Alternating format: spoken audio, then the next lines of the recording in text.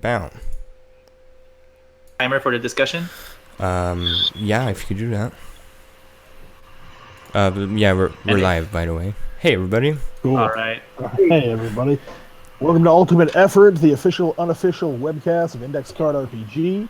Our quest, as always, is to bring you ideas, tips, tricks, and insight. A little bit of news so we can level up your ICRPG experience. I'm Matt, the world's okayest DM, together as always with Matthew, Mike, Alex, and John. And we have no special guests. You notice there are 5 boxes instead. Other than you yourselves, we want to take a second just to acknowledge all the interest and thank everyone in the Google Plus community for all your awesome questions.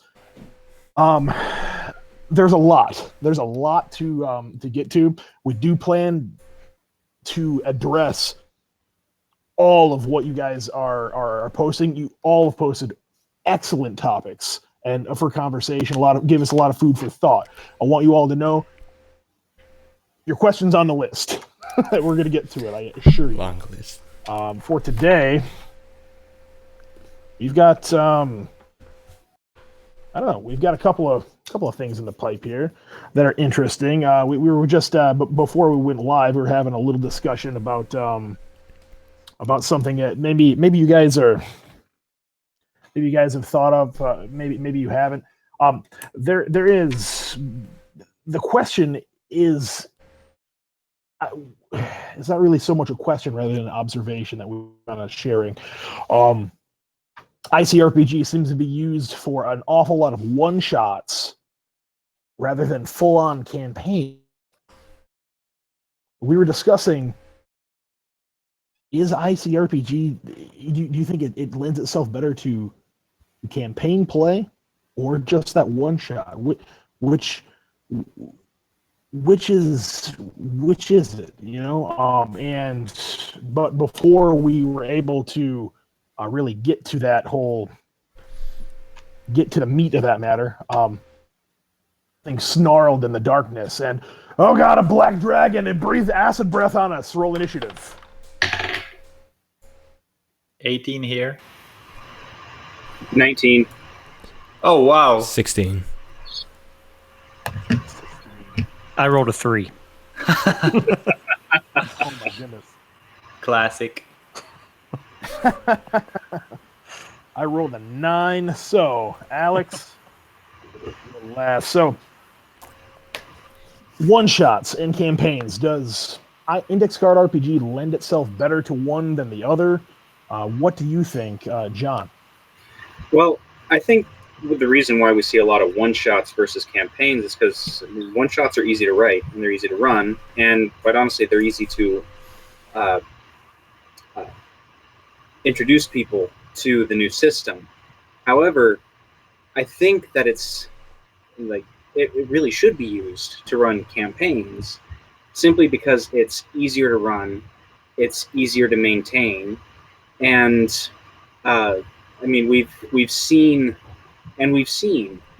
some campaigns extend. We've seen some adventures extend past the first adventure already. And we've seen this happen already in the last Flight of the Red Sword that Hank ran. I think it went into Matt. You're in that game. Yeah. It went into like what is it? The Splinters of Iris. Yeah. Part 3 will hopefully be coming down the pipe sometime soon too. Yeah. And I mean that adventure even involved a total party wipe at one point. So I mean, like the system is built to have is built to have long-term gameplay if you really want it to. And if you happen to have a healer in your party, which one of my groups does, oh my goodness, yeah, your party's going to be alive for a long time. And right. With the advent of the new Constitution recovery rules, I mean, your players are crafty, and now they're survivable in the system. So yeah, no, it's definitely. Cool. It's definitely for a long-term thing. Healing definitely, not to overtalk you, I'm sorry, but the healing definitely got a little bit more beefy with 1.3, even than just that subtle rules change. So I know what you're talking about. That subtle rules change I think, revolutionized the system. We went from not seeing anybody use the recovery system to, at least the last time I played it, everyone used it at least once in the adventure. You know, it's like, why wouldn't you? And, a healer, especially if they have a higher milestone, healing Nova, quick point, if you have a healer that has the healing Nova spell, the first thing you should do is put spell burn on that shit, because it is massively powerful spell. Yeah. But just make sure add rest spots. Or you could get really crafty and have it heal any enemies who are also in range. Oh my god, I was this tempted to do it, but they were in trouble enough as it was. Cool. But yeah, no, it's. That's some good points, I man. definitely think that it's better for campaigns than it is for one shots. It's easier to tell stories with the system than with anything I've ever seen before. So, and that's my turn. Matthew, what's your thought on that, man? You came in at initiative 18. Yeah, you know what? I'm gonna go the opposite way and say it works for campaigns. Like, it's easier to scale it because you have a limit of 10 items, so no one's gonna become OP with like 20 spells or something like that. But I feel like the reason why it's used for a one shot is because the system is really simple. First, so you can put up a one shot in like 15 minutes. Sure. It's action packed, like a good one shot should be. And if you want to run a one shot, I think it was hard before ICRPG, because using the older systems, it's hard to like create characters in no time. It's hard to create encounters that are balanced and like action packed and everything. Anyway, that's how I feel. Like, I used to play D&D 5th edition, and for real, I had a hard time running one shots. They were either too slow, boring, like throw ghouls at them, and like, we all love ghouls, but man, fuck ghouls, at some point. Yeah. So variety is the spice of life. One can fight only so many ghouls. Exactly. So what I was just trying to say is, yes, it works for campaigns, for long-term campaigns, because it just boils down to role-playing and getting into your character and creating bonds between the party members. So any good system, actually any system, can do that. And the reason why it's used for one-shot right now is just because it's probably the only system that allows for good one-shots. So, and people realized it. Hankerin just showed us how to create encounters with timers and how to make them action-packed as hell. And that's why it's happening right now. With a minimum of effort. Exactly. Cool. Basic work.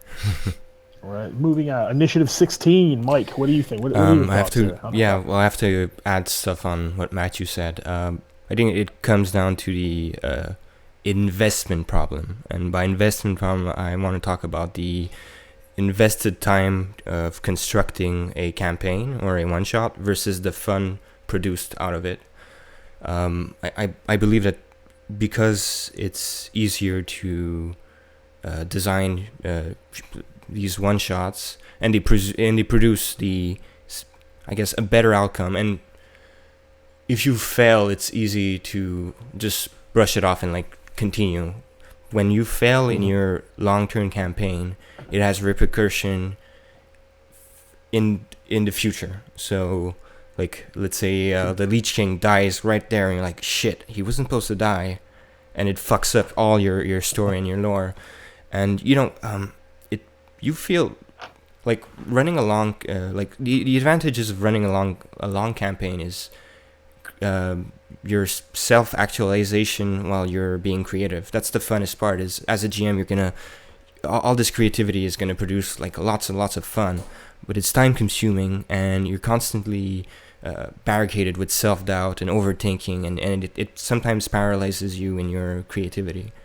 But when you're running a one-shot, it's little preparation for the players and the GM, and that's pretty much it. And if I want to add as well, the reason why people are running one-shots is it's a consequence of our time. People are busy. People have different schedules. And can I add something to that? Yeah. You can actually reuse the one-shot and make them better every time. You can play the same one-shot with different groups. It saves so much time.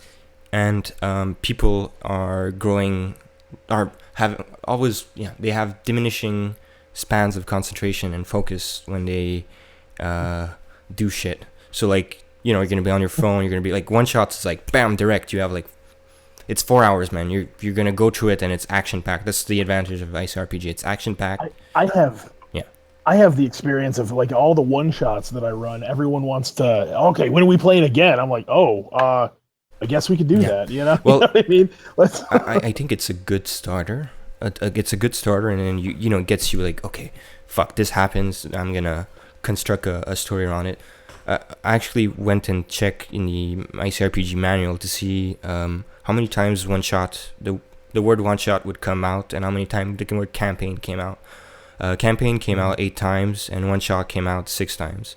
So I was wondering, is it due to as you read, because you constantly read the word one shot, people started to assume it was for one shot, but it's not the case. Campaign comes out more often. Sure.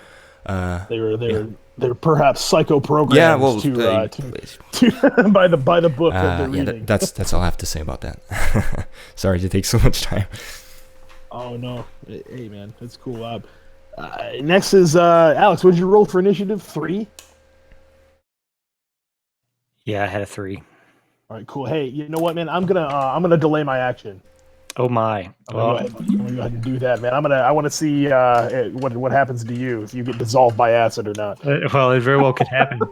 I've got a little bit to say on this, so I'm going to apologize in advance if I'm long-winded. But the short answer is yes. I think you can use ICRPG for both short and long-term gaming.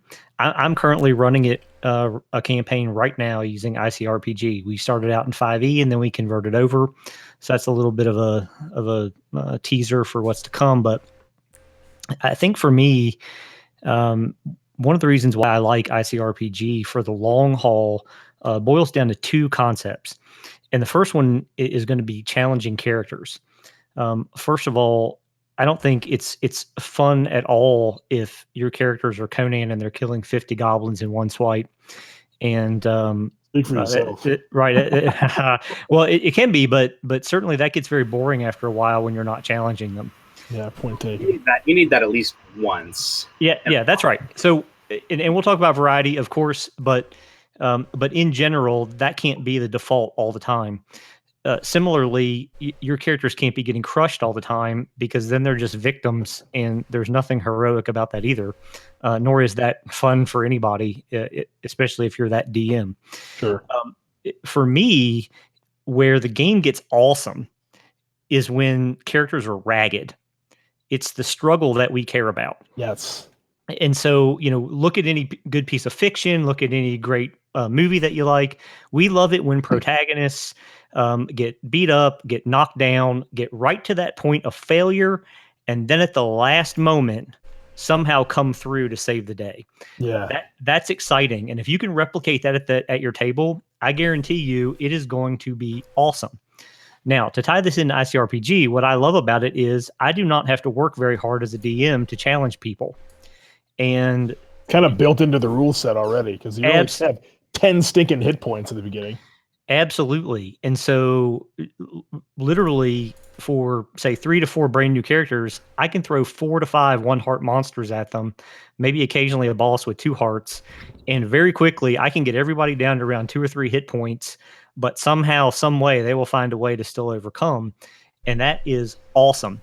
And I can rinse, wash, and repeat literally 3 rooms and that same encounter session after session after session over the long haul, not even changing any of the loot, and still make it just as exciting as day one.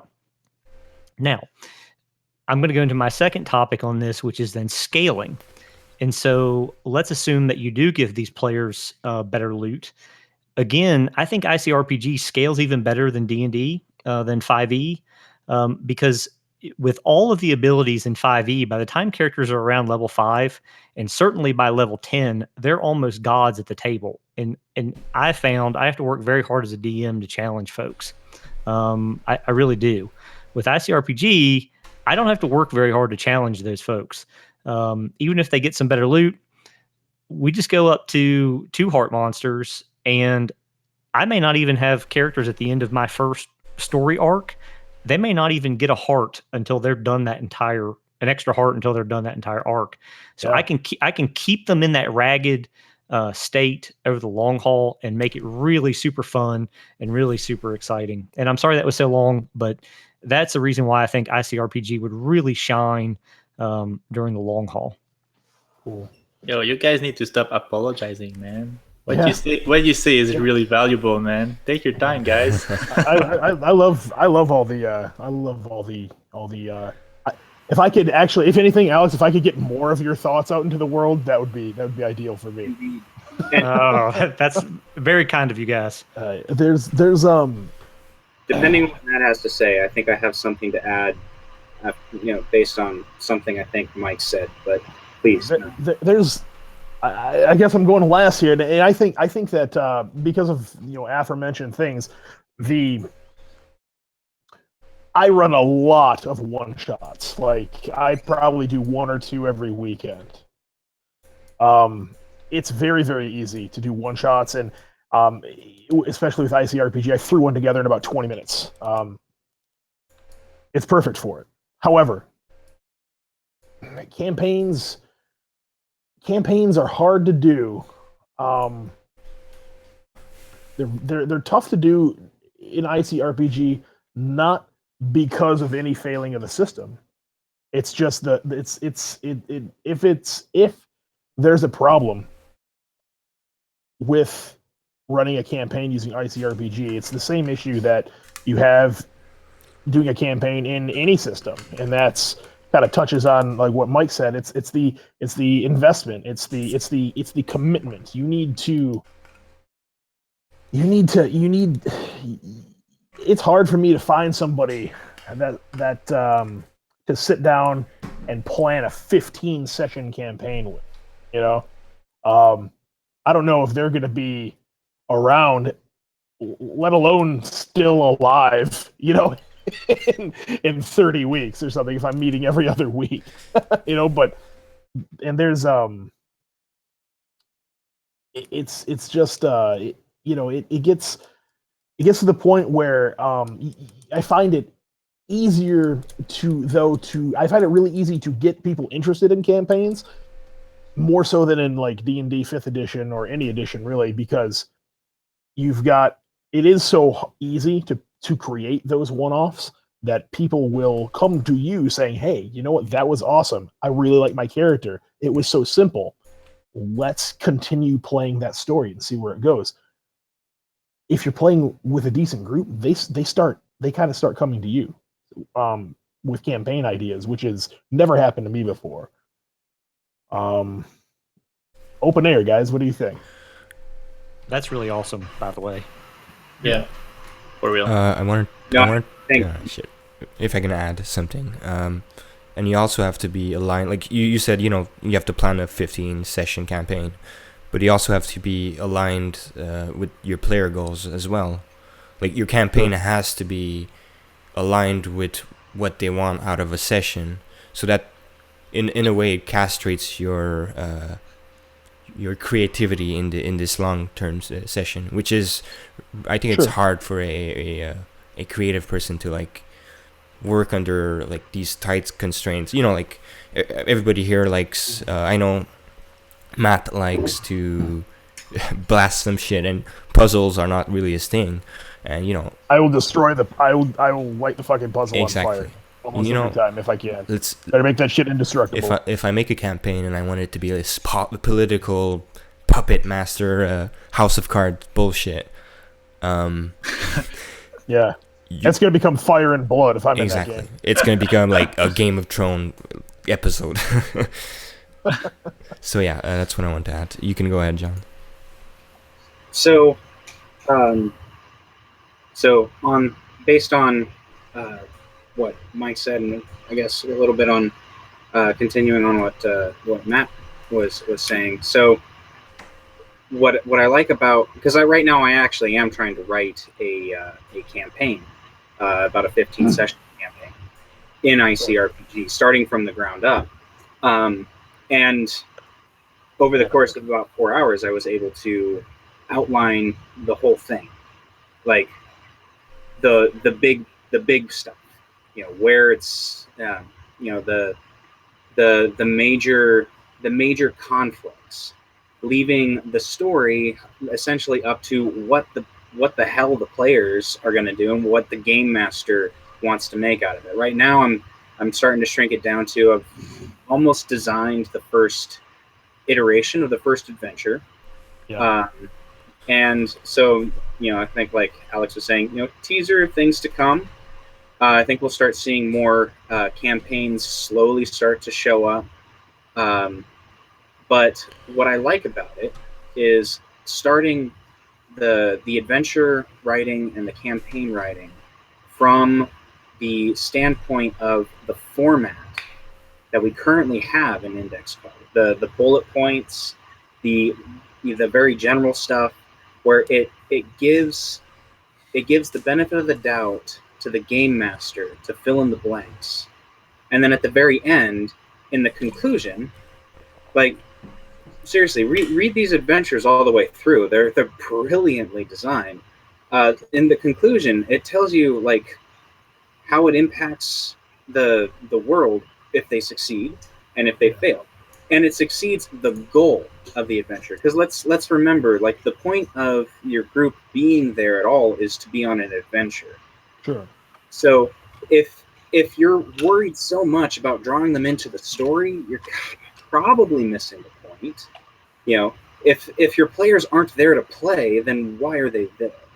And so, like, and that is the problem with like campaigns. Like, most people don't have the time to invest in a 15-session campaign. I mean, that can be 6 months to a year of gaming. Sure. But some people really want that. Some people want to have that full-length story. I'm one of those kinds of people that want to experience a full character progression. I want to play that movie. I want to play that book. And Yes. I have to say something, man. It's gonna tie up to what you're saying right now and what Matt said in a way. Like, Matt said that by running one shots, players came back to him and wanted to invest in the story. And that's the key. So it's kind of one shot. Yeah. And then you build the campaign. So when designing a campaign, and the way that I'm doing it, the first adventure is meant to be completed in one session, and can be a bookended thing if they really wanted to. And if they're just not interested, fine, do something else. If they want to continue, then there is a sweeping story that can take them on through the next 6 months if they really wanted to. In the world of Alpha. And there was something that Mike said about how, like, the Lich died and he wasn't supposed to die, and like adventure number 2, what the hell do I do?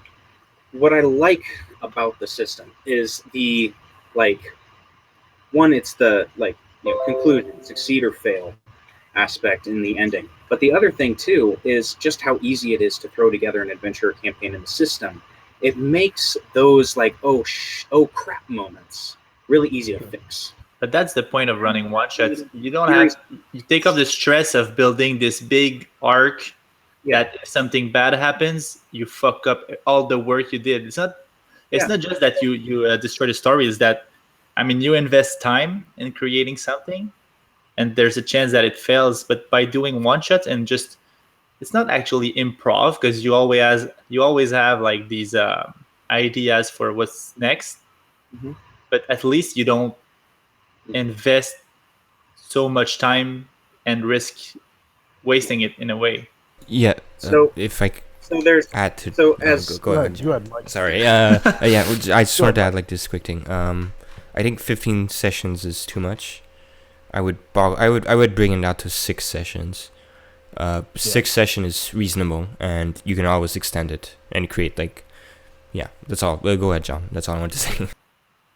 No, I mean that's good. I mean, different people have different preferences for campaign lengths. If 6 is an average thing, then that's good. Well, it could be spanned out. Like, think of it like seasons. So like, if it's 5 sessions, season, and then there's like a month break because people are busy, and then it's season 2, and then you do another 5 session, and then season 3, just to like stretch it out.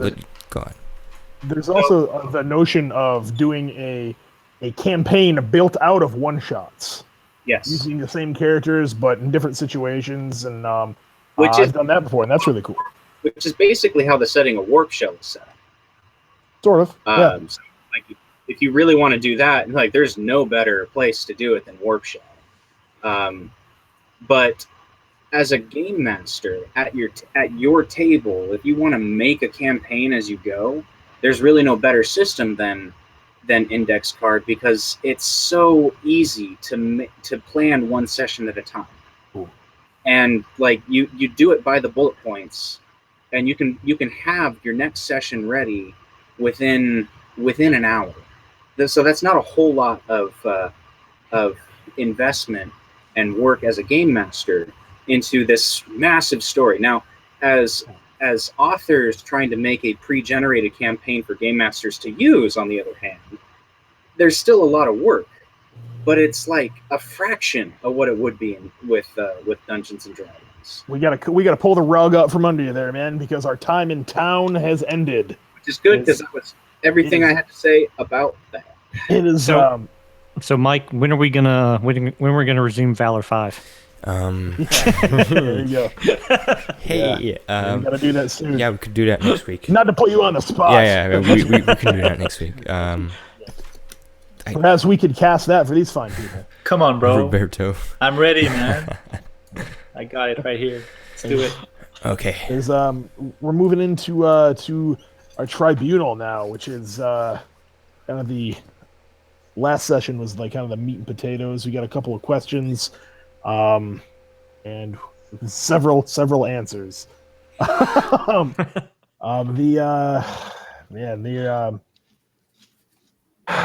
We hear a strange sound in the woods.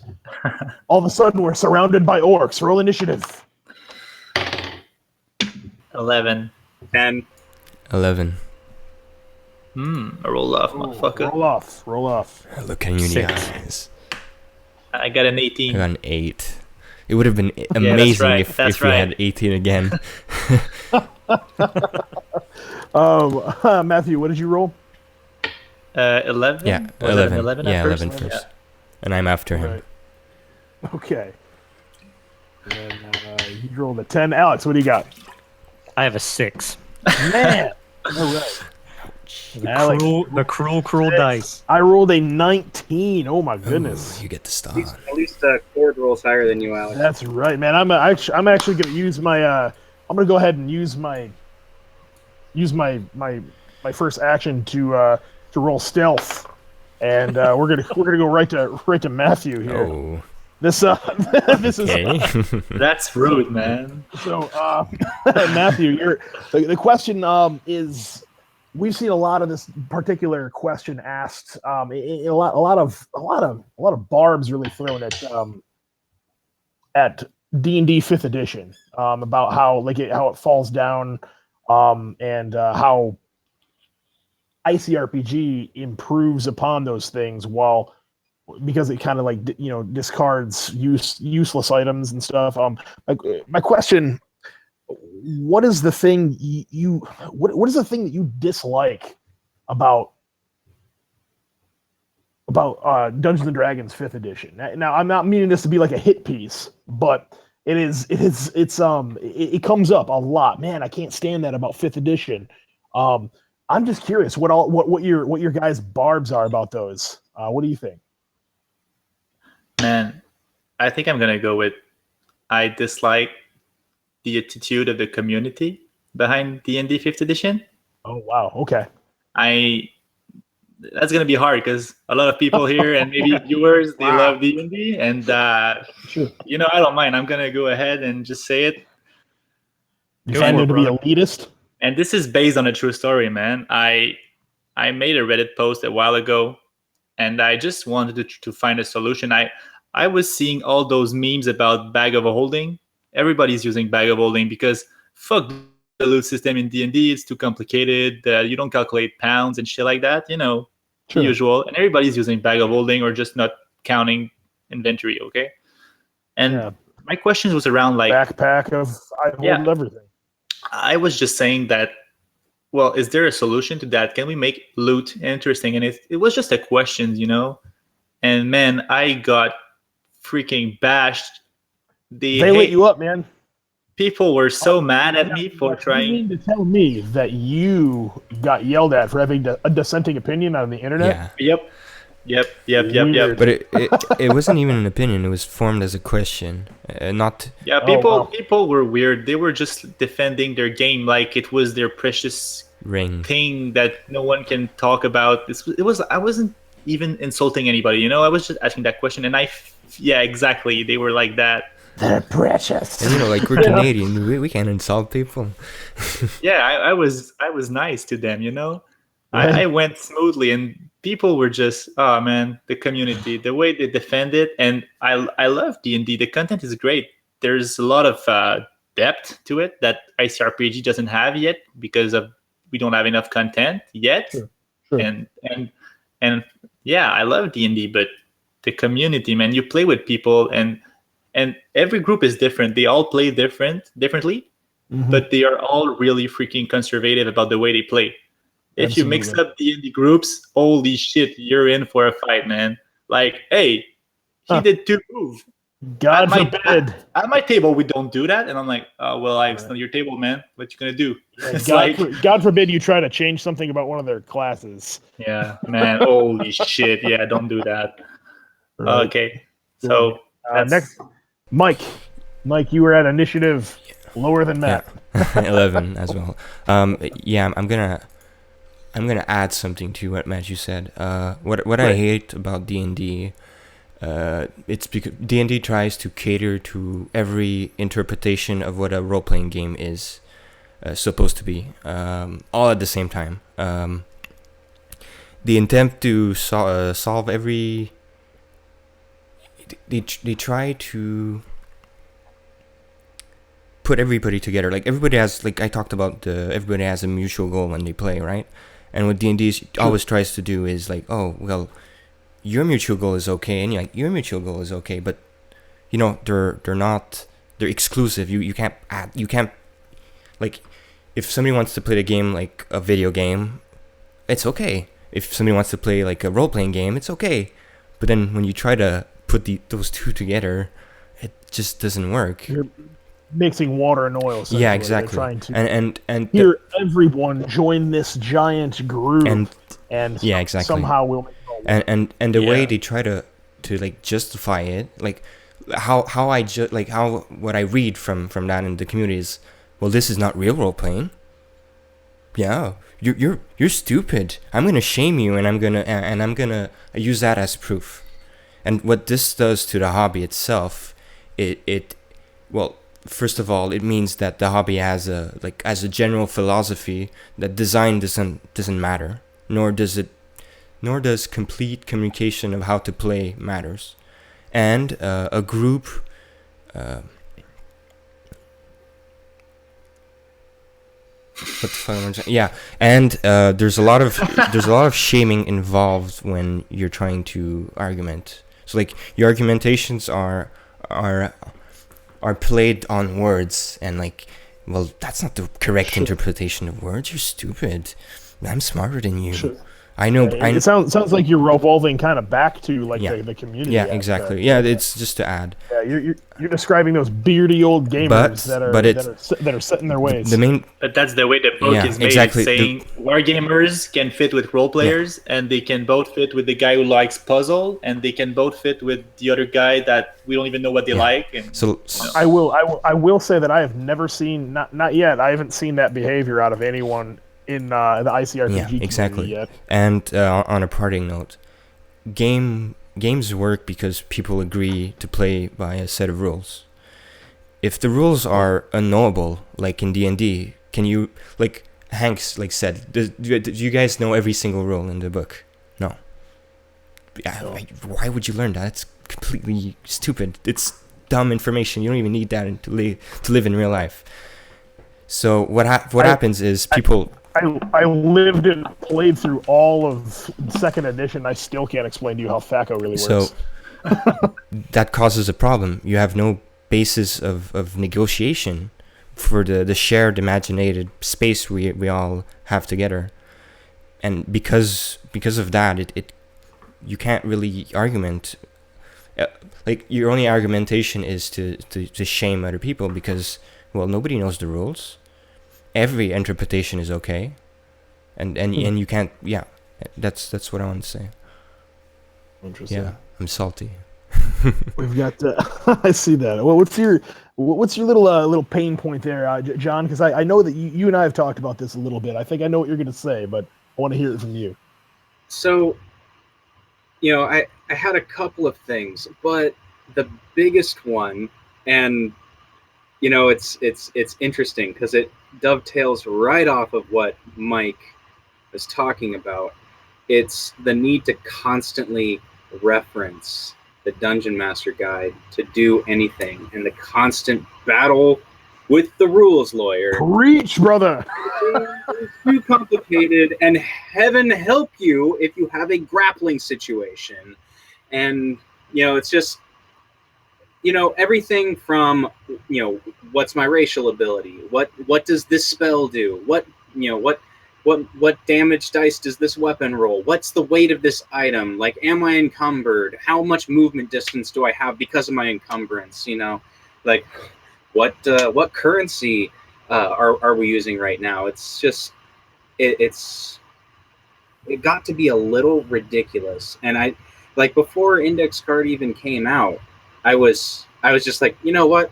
We don't need item weights. It's dumb bullshit. Like, what does the real world need to show up in our little tabletop game? It's needless paperwork for me because my players don't want to do it. And it's like, well, with that, encumbrance is gone. Yay. So movement is just like, why do people need to be moving differently if there's any other reason than, like, something happened to them right then and there? Like, they got caught in a web or they got hit by a slow spell. So it's like, it's temporary, Sure. or, and it's like, players should be, it's like, you expect your players to know quite cumbersome. Sorry, Matt. Quite cumbersome. Like, I get what you're saying. I mean, the book is, and it's a textbook, and it's the actual rules for our ICRPG, like what you need to know how to play, it's a fraction of the actual core manual, and it's easily memorizable by game master and player alike.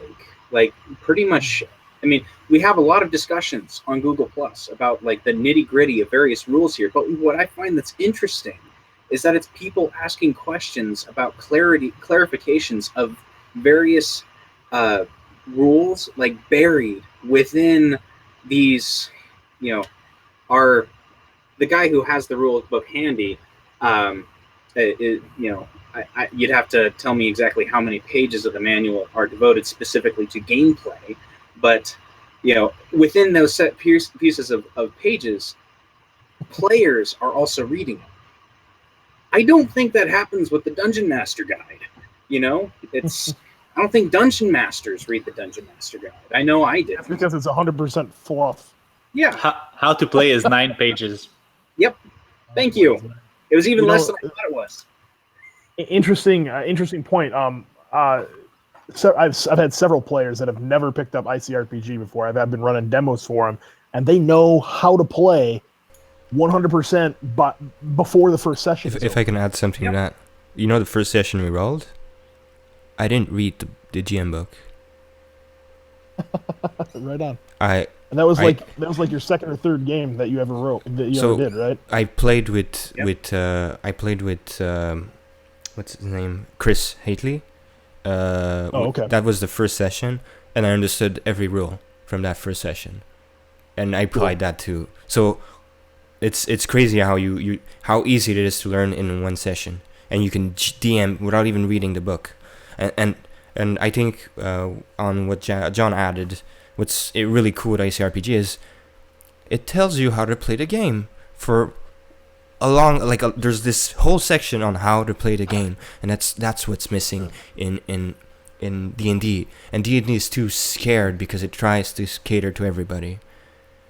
Yeah. So I'm still stealthed, right? Alex, what is your take on this? Matt is just hiding because he loves D&D, man. He wants to protect the bag of holding and all this shit. I love D&D. I'm not gonna lie, I love D&D, but I do have some input.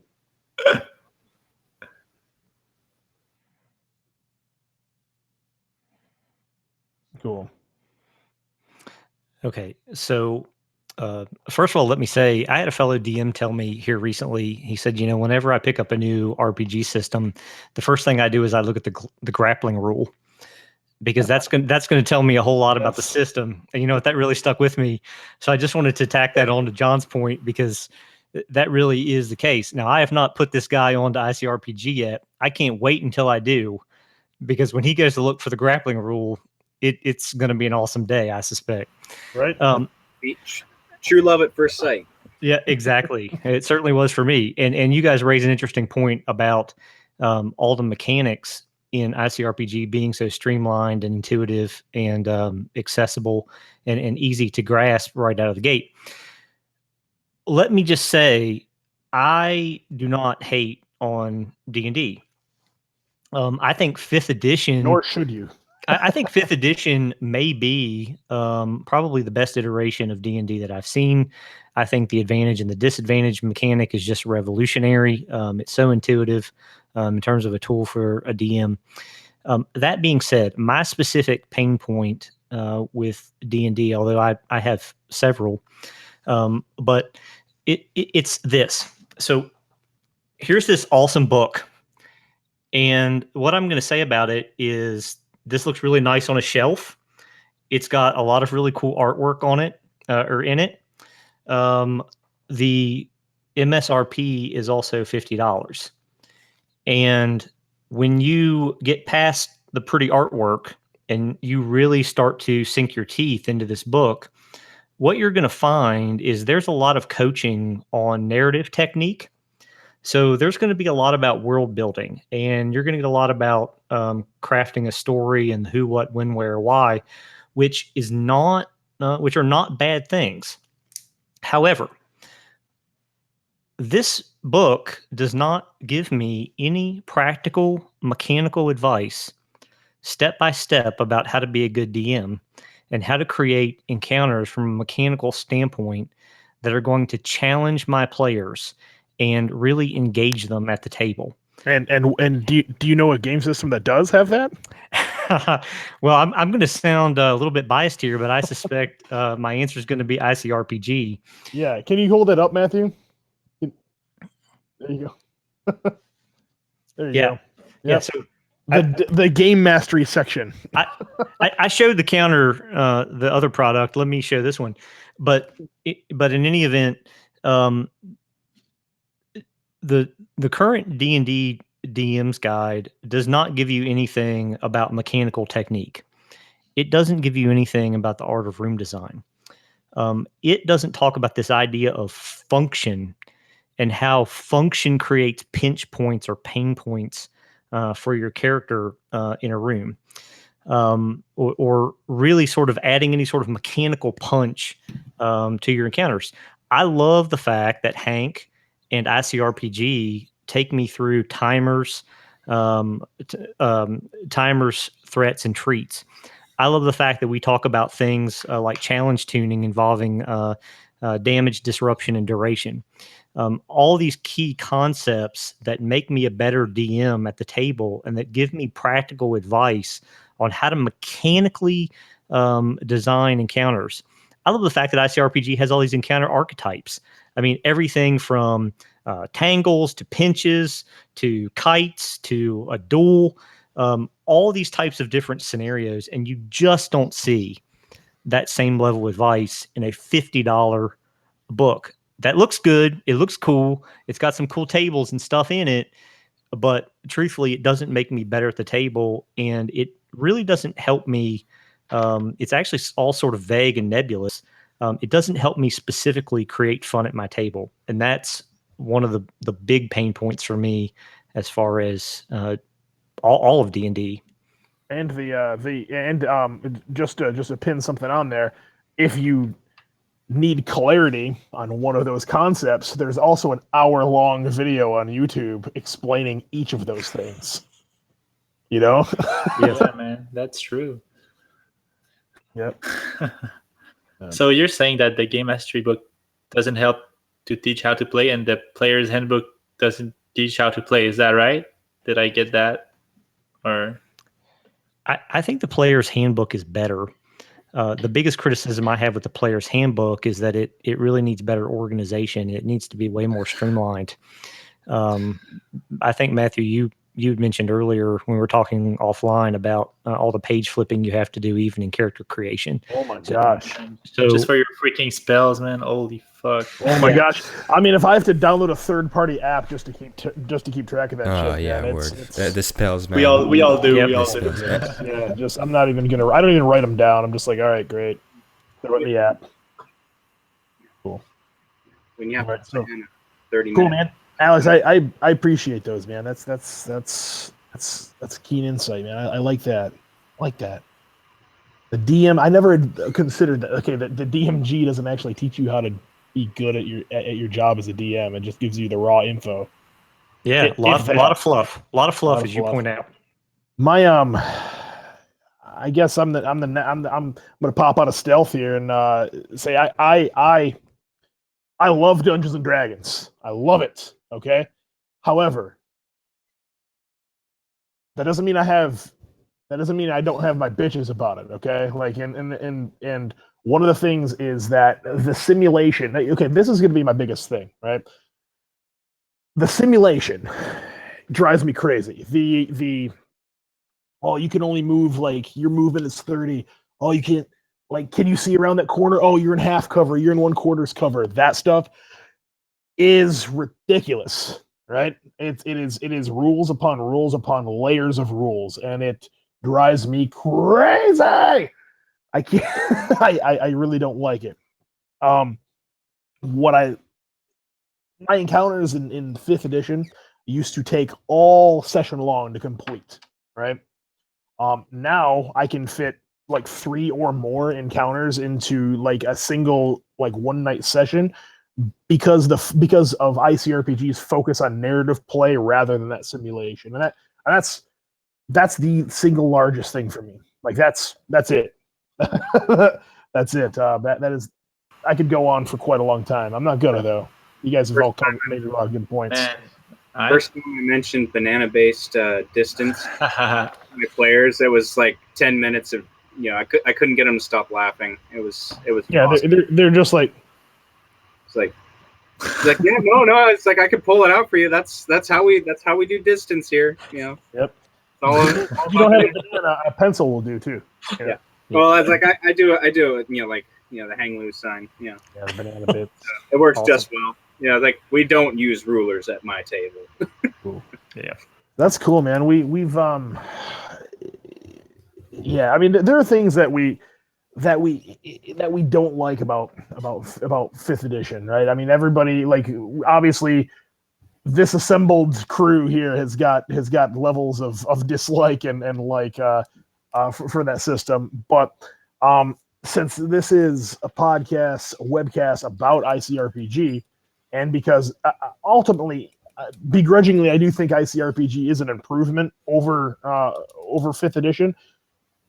Maybe, and a lot of there have been a lot of community questions about it. I'd like to talk now about how do you like tips and tricks on how you convert a 5th edition party. Say somebody they hate 5th edition, they're done with it. They want to convert that over to ICRPG. How do they do that? And we should answer that question. But before we do that, we're going to roll initiative. But we're attacked by what? A meteor. You know what? Crashes from the earth and descends on us. Roll initiative. Yes. All right. Ooh. Go. It's Natural the 20. immortal rolled a 4. Not. Who rolled 4? Dan I here. John rolled 4. Yeah. Did Alex roll 3 or something? I rolled a 2. Man. I rolled. Matthew, did you roll 10? Just can't win tonight, Alex. Yeah. I rolled a 9. Cruel Matt. dice. Right on. Yeah, Terry. Right. Running a Nice. 5th edition is really as complicated than Pathfinder for sure. All right. I rolled a natural 20, bitches. So let's do this. Don't stick around this time, though. Yeah. What's that? No, I'm gonna stick around. No, I'm all in this time. I have some ideas. I'm gonna have to mute All right. that later. What's that? Yeah, you're gonna have to bleep me out in just a second. Nah. No, we'll leave it in. There's no kids here. Strength, honor, and beer. So converting a 5e party to ICRPG, it can be tough. My biggest tip would be just convince your players to start fresh with ICRPG. But if you want to convert them over, it's really not that hard. What I've done at my table is I've taken the whole concept of classes and then thrown that out the window, right? So it allowed my characters just to come up with their idea. Like, okay, you want to be a druid. Great. It's all about giving the character the right gear, and maybe the DM could make up some kind of starter gear or starter reward or loot or even a spell or something to make that character feel like druidy, I guess. That still works within like the mechanics of the game. The real challenge comes in converting over higher level characters, because that can be daunting.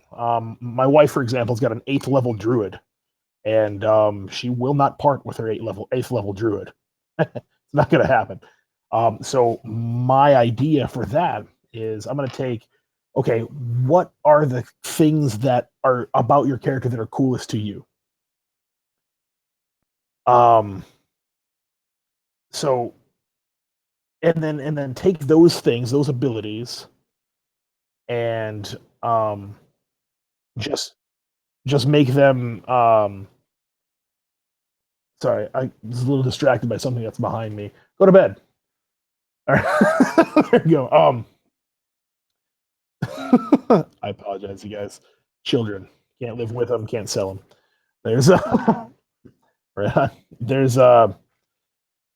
So I take like those core abilities. Okay, her druid is a shapeshifter. Great. Maybe let's give her like a wisdom spell, beast form, right? And just put that as her loot. And she thinks that her ability to call lightning is really cool. Great, you've got that. Now, am I going to do that for every single one of her spells? No, because ICRPG is not that kind of game. You're not going to have 40 spells in your pocket that you can do at any time. You can only equip 10 things max, right?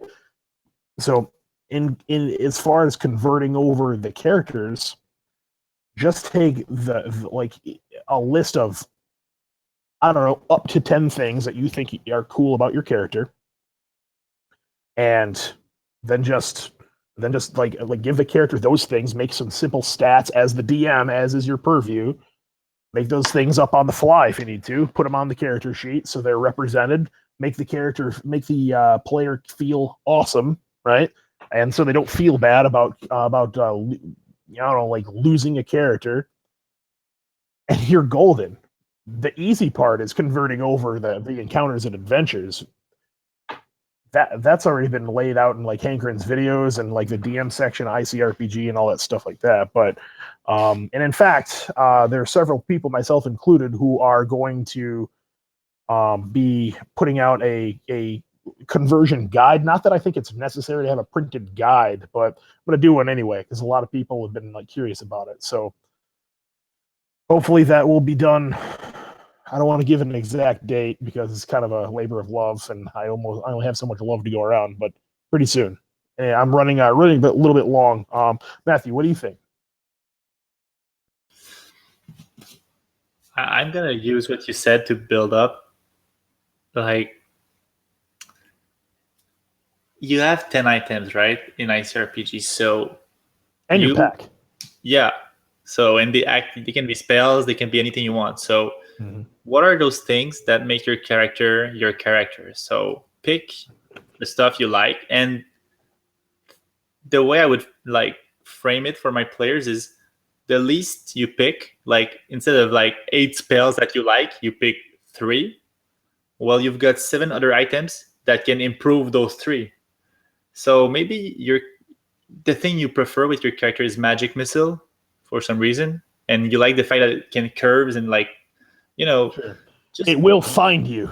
yeah. And Yeah. maybe you like that, and you pick this, and then you're like, yo, I want to make a magic missile build. I don't care about like fucking acid splash. Yeah. Who wants So- acid splash? So I'm gonna pick another item that doubles the range of my arcane spell, or that it gives your character more customization. Instead of having all the spells because you're a wizard, you only have the spells that you will actually use and that make your character your character.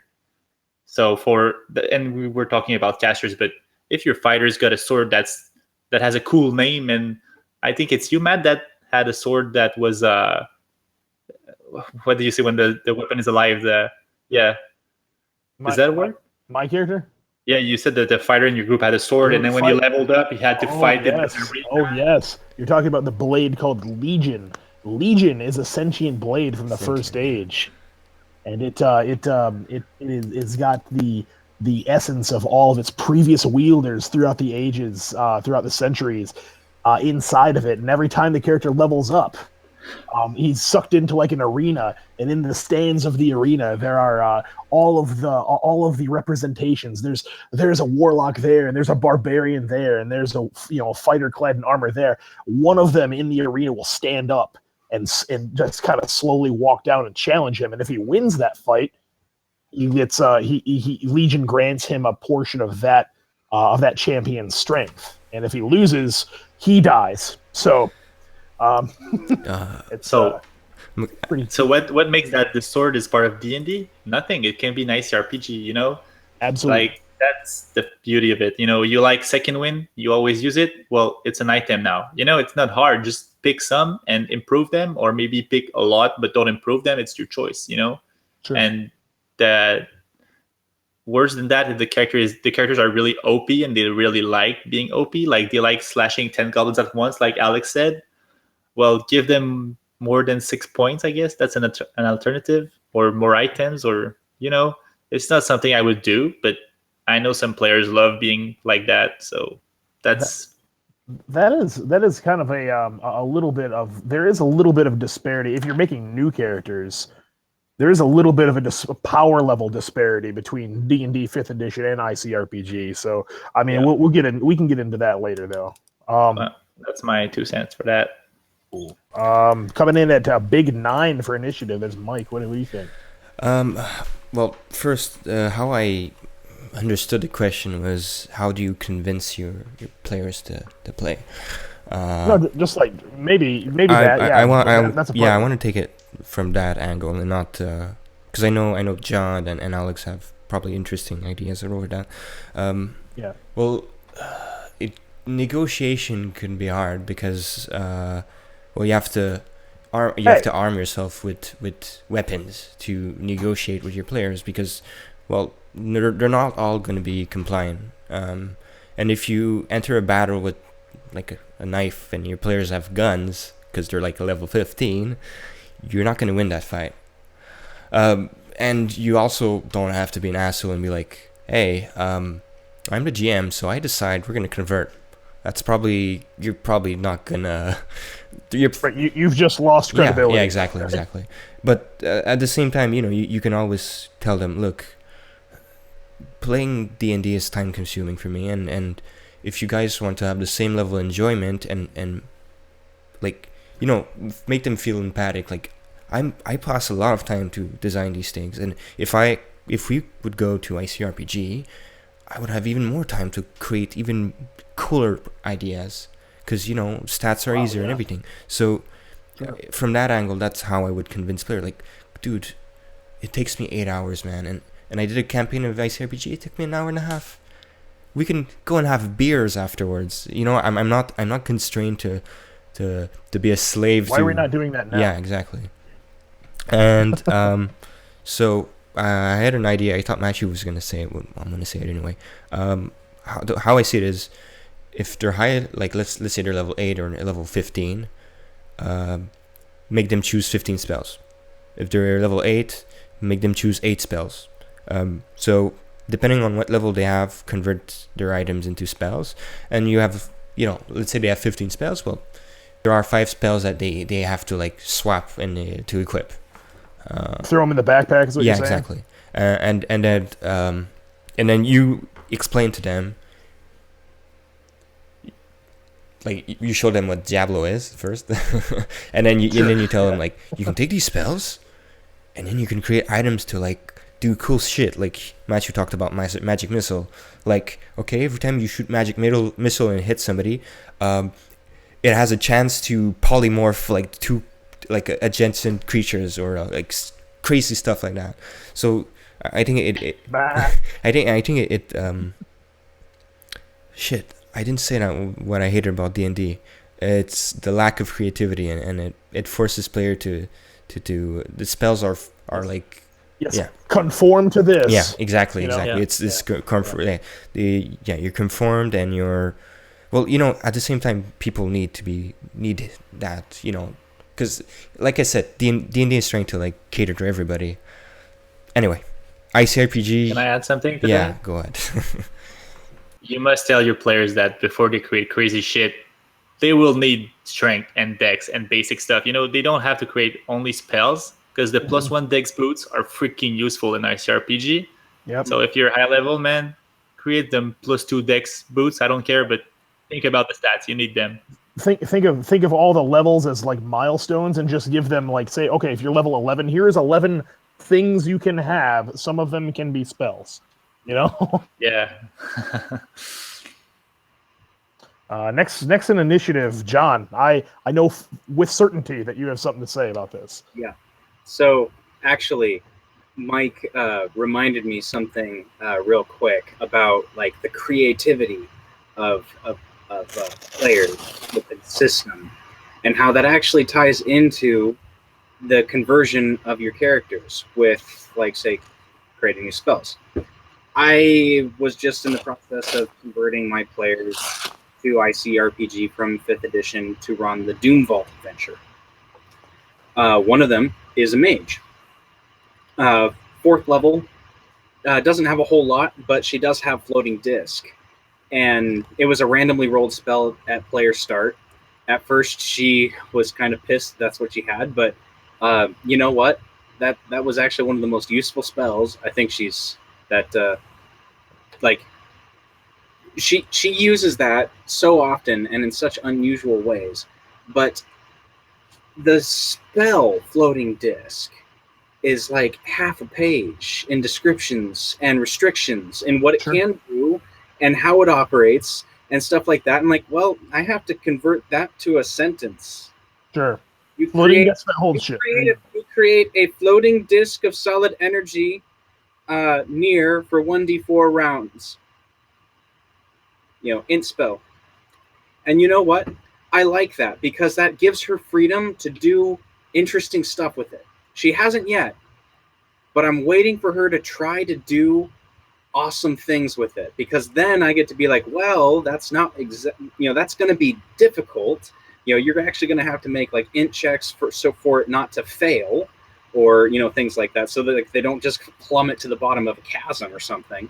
But she could use it like a Destructo Disc, like Krillin from Dragon Ball Z. Yeah, just like a Destructo Disc, or try to use it as a shield to absorb damage, or try to expand it so it can hold more things on it. Like I'm waiting for her to try to use this for, or use it to like raise stuff. I'm waiting for her to be creative. Place a bomb on it and like send it off into the distance. Exactly. and she's the kind of player that would do that if she had. So like, I'm excited for the potential there, and she's starting to get it. Now, so that's the thing. Like when you convert things like spells, really have that conversation with your players about your characters. That we're taking your favorite things about your character and we're converting them to the system. And it might seem like we're taking a whole bunch of stuff from it because we're taking, a page or like half a page or more and condensing it to a sentence. But trust me, we've just made it a ton more powerful because we put the power from the book into your hands. Sure, and also, how many times have you really used mending? Just saying. Well, that's the other thing too. It's like you don't actually need this. You have never used this, so we're going to toss that away to the side. The other thing too is like when you're looking at converting your players. At least this is the way that I do it. Is and Matt, you said this and you said it great. Throw classes out the window. Look at their play styles. Like seriously, like if they're charismatic in their play style, doesn't matter what kind of class they are. Ask them to look at the commander class and see if that's something that interests them. Like if they're a tank type player, like regardless of what class they do, have them look at regardless if they're like a regardless of what they are, have them look at the guardian or like DPS. Have them look at a blade. If they're a rogue or a thief, like have them look at a thief or the wildlings. Healer and mage, that's kind of self-evident, but like if they're like a druid or nature-focused thing, like look at the wildland.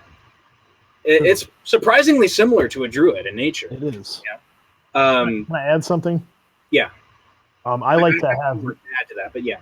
I like to ask my players to describe their characters, like their character class, in 3 words, like sneaky human thief or retired dwarven soldier, because it tells you, just those words tells you a lot about what your direction is going in. Yeah. Converting. Yeah. So the goal in converting a player character, is to preserve the essence of the character, not the class and not the powers. And in the process of preserving the essence, there are going to be those 2 or 3 hot items that they really love about their character. Like my fighter, it's his magic sword, and I'm actually in the process of retooling that magic sword so that rather than rolling magic effort, it actually rolls double weapons, and he has to learn how to use the weapon in order to do that, and he can continue to learn it, and it just gets harder and harder, and he can increase the number of weapons effort dice that he can do it use it for. Kind of like a replacement for like attunement, but actually more powerful. Exactly. Because he had to work to get that sword. And just rolling magic effort, especially since it doesn't make sense as a dwarf fighter for him to have points in magic. His points are in weapons. And so like I'm just making it like that. The floating disc for the mage, I had a paladin. I did something interesting with that. He does not have healing magic. I basically gave him an inspiration type power instead. So he rallies his fellows. Yeah. But what's interesting is that the commander has that power, but I didn't want to make him a commander because he's more of a tank. So I actually made him a guardian, but with that power. So there's nothing in the ICRPG core that says you can't mix and match shit. Don't be afraid to combine things. Don't be afraid to make new shit up.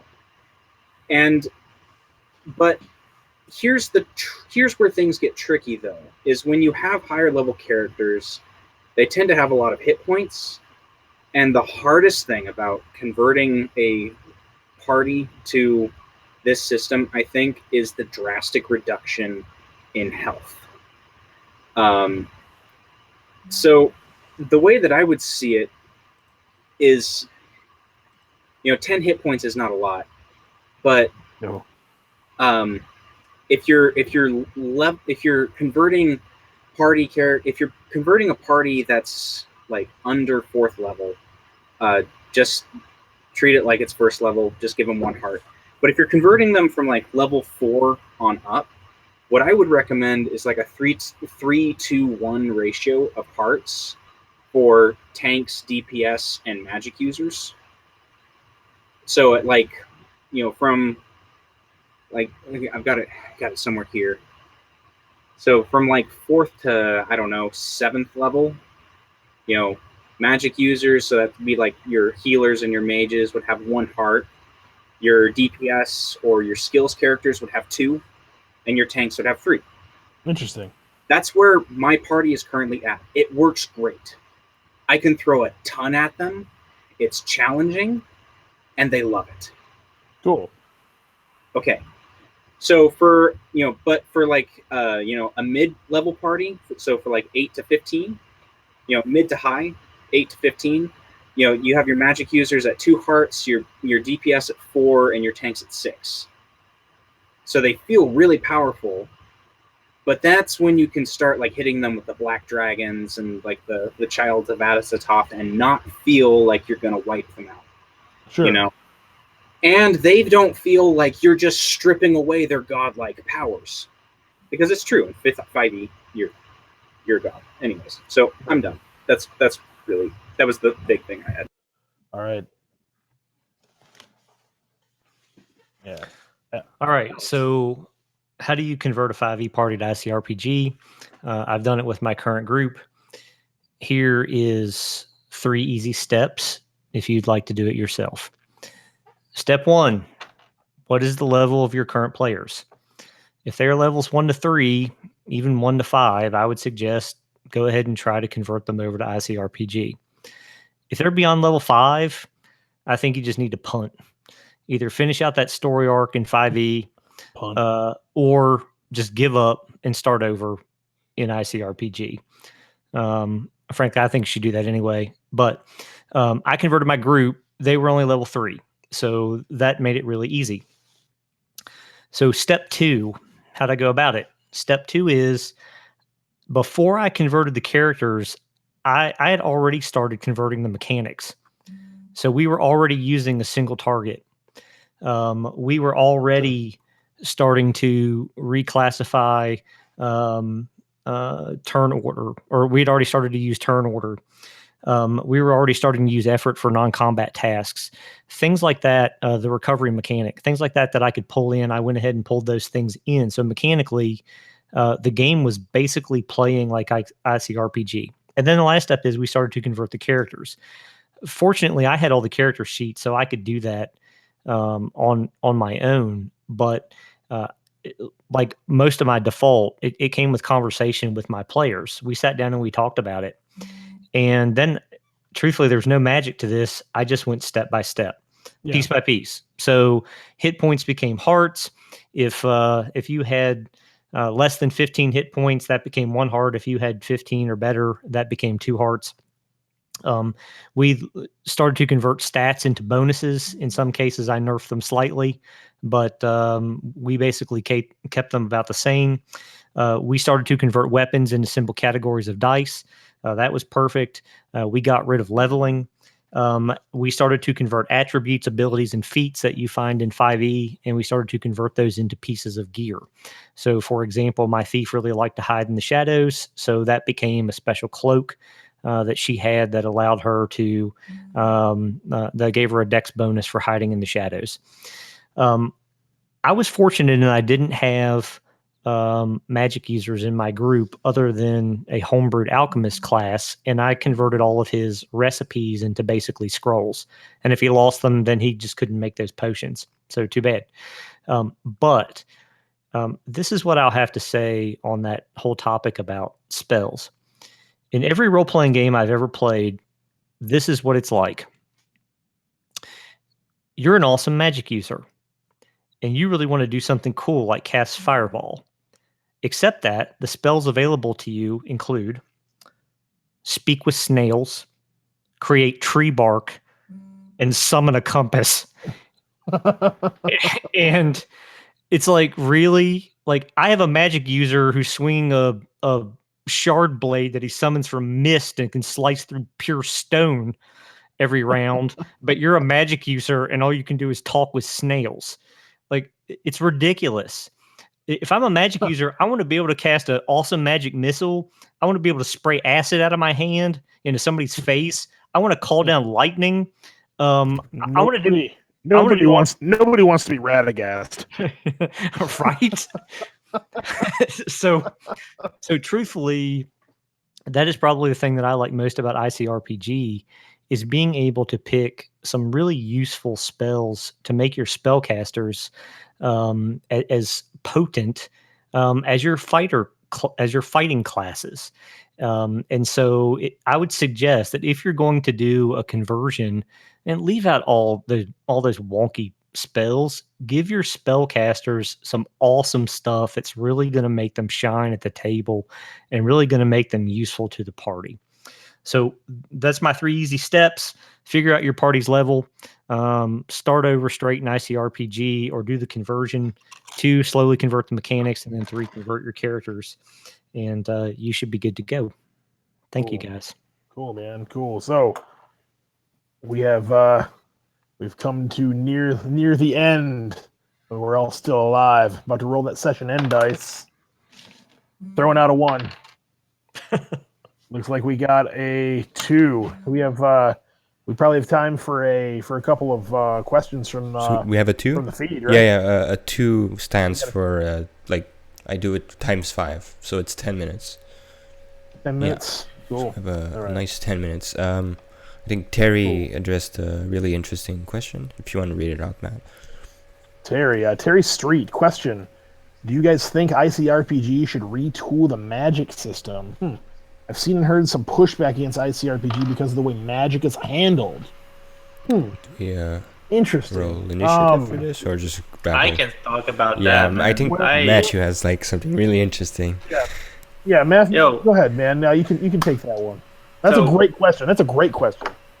For me, man, magic should be all about, uncertainty, and it needs that feeling that you're playing with physics. You're not supposed to cast a fireball out of thin air. It's not supposed to happen. And I mean, the fighter is just there swinging his freaking sword, man. So why would you have all the spotlight on you with those fireballs that come out so easily? And just the way I see it, it has to be unstable. It has to be more mysterious. It has to. It needs more depth. That's the way ICRPG. That's what ICRPG lacks for me. But when I play it, it's not a problem. I don't dislike it the way it is right now. But in my game, if I was a magician or a wizard or a druid or any magic user, I love when my spells have a how do you say drawback? No, is that the word? When they can backfire on you and you're there and you try this OP shit that you don't master yet and it fucks up. Like in Magic the Gathering, mana burn. Or when Hankerin ran what was it? It was a Harbinger, and he was trying to use that spell to reverse time, and he was able to do it, but the character Horus messed himself up in the process. Yeah, cause and effect, basically. That's what I think he wants to. I mean, maybe you succeed your fireball, but your hands are burned now because you rolled a 5, and for a few days, maybe your hands hurt, man. You have hard rolls on decks because your hands are fucked up, Right. I just I cast 19 fireballs last night. I probably can't go knit something tomorrow morning. Exactly. So actually, on that note, Jason said something that actually has given me a bit of an idea, possibly to help with that, but without adding unnecessary complexity to an already simple system. Right? Yeah. What was that? 7 minutes. Okay, great. So we already have Spellburn as a mechanic in the system, right? Sure. Yep. So pretty much in your game, just automatically apply Spellburn to all spells. Okay. When Spellburn gets rolled for that many rounds, it's not that they can't use the spell, but every time they fail, they take magic damage. Oh shit! I love that. Or Holy shit, that's fucking smart. That's due to beautiful. messing with physics. Yeah, reality pushes back. I like it. So if you want to retool, honestly, I mean, ICRPG is built in such a way that if you want to retool something, retool it. The core, Hank has made pretty clear that he's not going to make massive changes that add complexity to the system. I think Magic is one of those.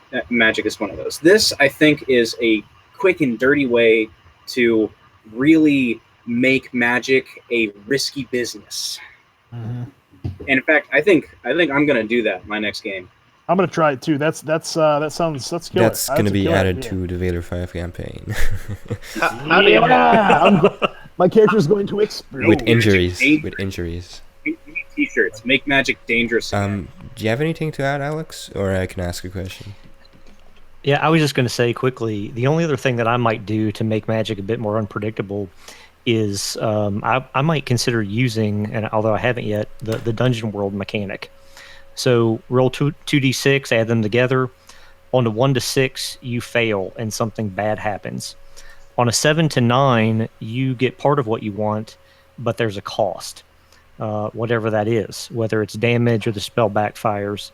And then if you get a 10 through 12 on that roll, then something amazing happens. And if you roll a 12, maybe your magic missile splits into 3 and damages multiple individuals, or whatever. And that would be a very, very simple mechanic. That's exactly how I made it, Alex. Actually, I can send you my Excel sheet if you want, man. Dude. That's exactly what I did. You know, I did like below this, it's a critical fail. Over that, it's a failure, but you forget the spell. And then you have normal success, and then you have like critical success. It's that simple. Four parts of the D20 plus int, and I mean the most powerful spells, you just move the grid. So to have a success, man, it's maybe 15 instead of 10 for a basic spell like Fireball. You know? But it removes the idea of DCC. There is a cost. Of room DC. Well, great minds think alike, man. John, you had something to add?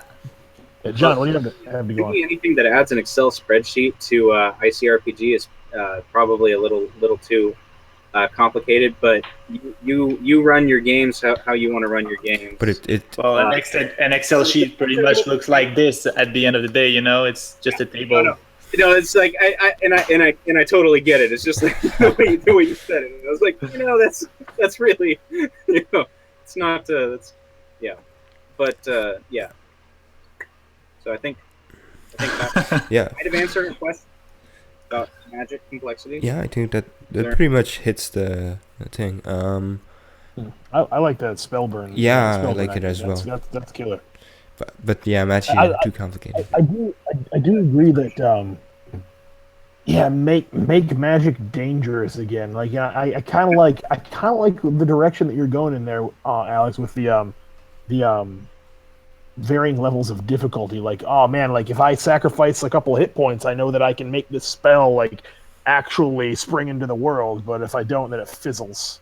That's exactly the spell burn system of DCC in a way. I mean, sacrificing HP is simpler than what DCC says, so I'm not even gonna say it, but like it works actually. It's like, oh my god, it's that moment that I need to succeed, and if I get a crit, it's even better. But if I fail, man, holy shit. Interesting that a lot of the more powerful spells in ICRPG already have like sacrifice 1 to 12 HP for additional effect. Anyway, and other things you can do is like reduce your dex, man.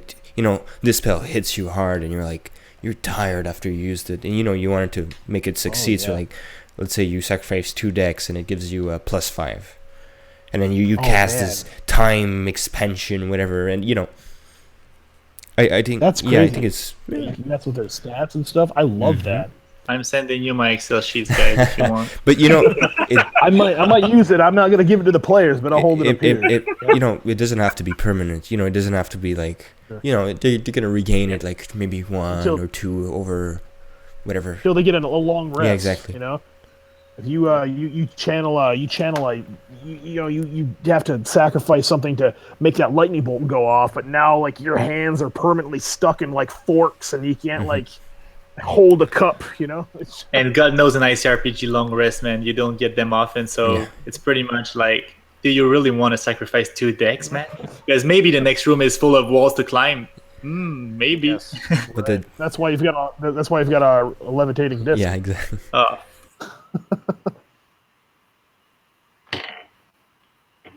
Well, you guys, I think we've come to the end of our time here.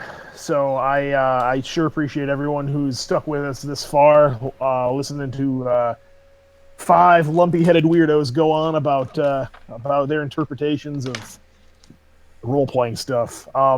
Hey, a quick shout-out right now to Victor Diaz. He just put some stuff on the Google Plus group. Ezra Harden's GM notebooks or pages. I can't remember exactly it. Here, let's see. I actually think that's on Drive Through RPG right now. Yeah, it is. It is. Yeah, they are. The GM worksheets. They're awesome. I'm putting together a campaign right now, and they're helping immensely. So you guys should go find those. They're pay what you want on Drive Through RPG. And if you can't find them, just drop them a line on the Google Plus. I want to do a shout out to Marcin Gibowski with his pop up version of Hall of Arrows. I don't know if you guys saw it. That's really cool. That's really amazing. It was sweet. Yeah. Cool. Yeah, I didn't check that out. Who made that? Marcin Gibowski. I'm Okay. fucking up his... on the G Plus. Yeah, on the G Plus. Yeah, if you guys want to check him out, that's really like an awesome idea. There's also Austin Redbond who put out his first stream. Probably gonna link this in the doobly-doo down and showcase stuff so people can see it. It's awesome. Yep. So, anybody else have any shout outs or anything? You want to share anything? I want to shout out real Jason, man, for that awesome drawing tutorial you did earlier last week. Yeah. The dinosaur? Yeah, the dinosaur was really cool. And we're going to try to do this every week. Last week we had moving and little technical difficulties. Yeah. Technical blunders. Yeah, exactly. I'm on a cell phone right now, so, you know, sorry. But, we're going to try to make this, like, weekly. And we're going to try to also stream my Vader 5 campaign. Yeah. I mean our Vader 5 campaign. It's a shared story. Yeah, it is. Any story that has a guitar wielding maniac in a chicken suit is a shared story. Yeah. So Yes. Oh. Oh, well, guys, I appreciate you for thanks for stopping by our second ever episode of the Ultimate Effort podcast. Thanks very much. May your party be up. Yep. And your dragons go down. And I still didn't do an outro, so this is how it ends.